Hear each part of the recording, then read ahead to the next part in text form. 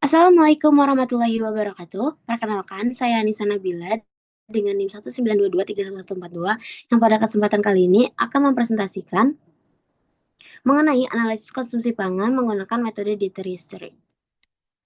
Diet history sendiri merupakan salah satu metode yang digunakan dalam survei konsumsi pangan gizi pada tingkat individu dan kelompok yang dilakukan secara langsung. Informasi ini dikumpulkan dengan metode bersifat retrospektif atau dengan cara pengumpulan informasi tentang apa yang telah dikonsumsi seseorang selama jangka waktu tertentu. Metode dietary history pertama kali digagas oleh Burke pada tahun 1947, dan Burke sendiri mengidentifikasi bahwa dietary history sebagai salah satu metode pengumpulan data mengenai asupan makanan tidak hanya berupa frekuensi asupan berbagai jenis makanan, melainkan tentang bagaimana cara penyajian makanan selama periode waktu tertentu. Berikut adalah rumusan masalah. Bagaimana penerapan metode dietary history dalam pengumpulan data konsumsi pangan individu dan kelompok?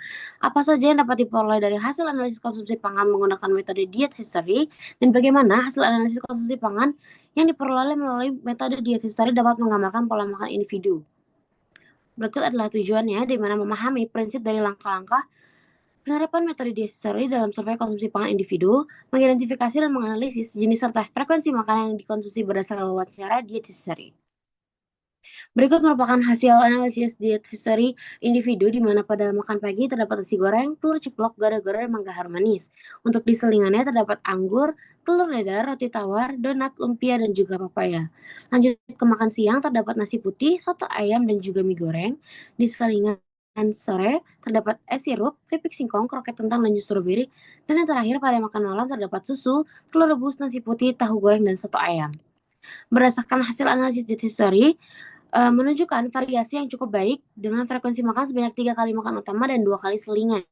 Jenis makanan yang paling sering dimakan adalah kayak karbohidrat seperti nasi, mie, dan juga roti, serta makanan yang olahan goreng lainnya.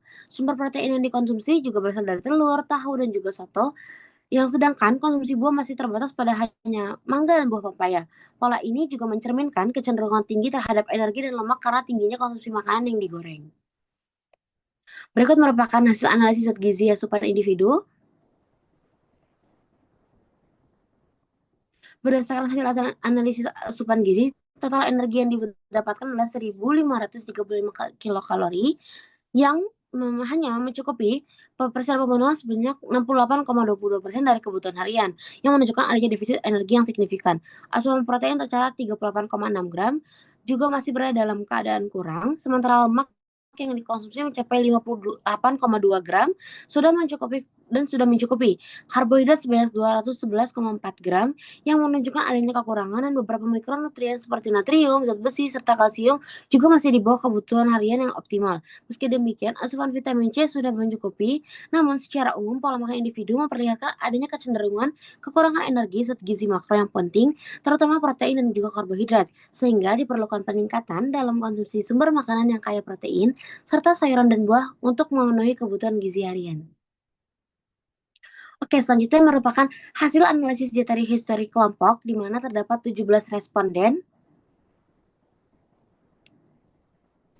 Berdasarkan hasil rata-rata total asupan dari kelompok tersebut, diperoleh bahwa total energi sebesar 1.490,6 kilokalori yang hanya memenuhi persen pemenuhan sebesar 66,30%.